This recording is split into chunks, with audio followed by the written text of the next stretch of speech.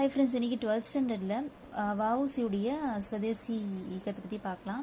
அதாவது 1906 வந்து வஉசி என்ன பண்ணியிருப்பாருன்னா, ஒரு ஸ்வதேசி ஸ்டீம் நேவிகேஷன் கம்பெனி ஒன்று ஆரம்பிச்சிருப்பார்.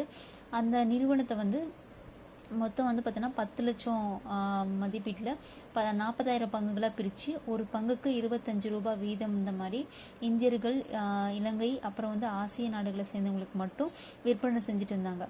அப்புறம் வந்து 2 கப்பல் வாங்கியிருப்பாரு. எஸ்எஸ் காலியா வந்து ஸ்ரீலங்கா கிட்டையும், எஸ்எஸ் லாவை வந்து பிரான்ஸ் கிட்டையும் வாங்கியிருப்பாரு.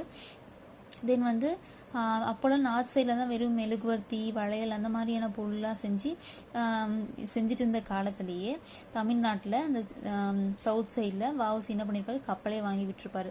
அது பிரிட்டிஷ்க்கு எதிர்ப்பா அப்படின்னு சொல்லிட்டு சொல்லலாம். அப்புறம் வந்து இவருடைய அந்த முயற்சியை வந்து லோக்மானிய திலகர் வந்து கேசரி, மராட்டா அந்த மாதிரி இதழ்களில் வந்து பாராட்டியிருப்பார். அதே மாதிரி அரவிந்தர் கோஷும் வந்து என்ன பண்ணியிருப்பாரு, பாராட்டி பேசியிருப்பாரு. இந்த பங்குகளை வாங்கினதுல முக்கியமான பங்கு யாருக்கு அப்படின்னு பார்த்தோன்னா, பாண்டித்துரை தேவருக்கும் ஹாஜி பக்கீர் முகமது அப்படின்றவங்க தான் அதில் வந்து முக்கியமானவங்க.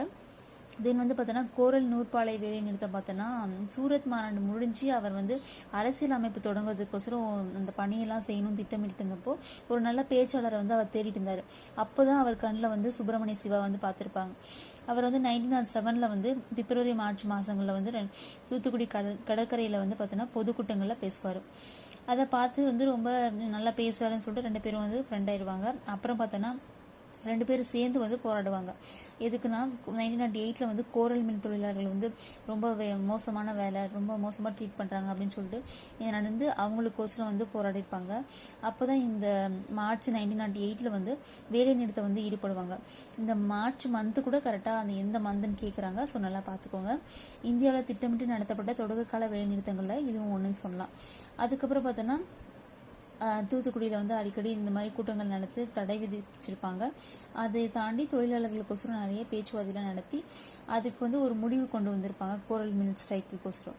அப்புறம் வந்து பார்த்தோன்னா கற்றறிந்த மக்களுக்கும் வந்து பொதுமக்களுக்கும் ஒரு இனிப்பை வந்து ஏற்படுத்தி கொடுத்து, அதுக்கப்புறம் வந்து ஒரு நல்ல பாண்டிங் வந்து ஏற்படுத்தி கொடுத்ததா சொல்லிட்டு அரவிந்த் குமார் கோஷ் வந்து பாராட்டியிருப்பார். தேங்க்யூ.